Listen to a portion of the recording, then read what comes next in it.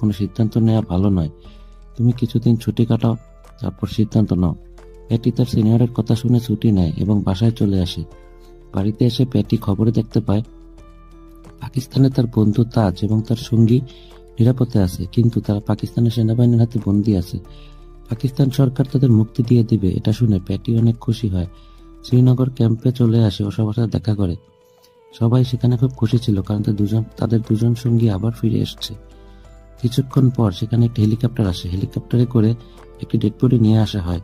Dead body হলো তাজের সেই সঙ্গীর লাশ। পাকিস্তানিরা তাকে টুকরো টুকরো করে সেখানে ফেলে দিয়ে যায়, আর বোঝা যাচ্ছিল তাকে মারার আগে তার উপর অনেক টর্চার করা হয়েছে। এটা দেখে ক্যাম্পের সবাই অনেক রেগে যায় এবং তারা সিদ্ধান্ত নেয় তারা পাকিস্তানিদের ছাড়বে না।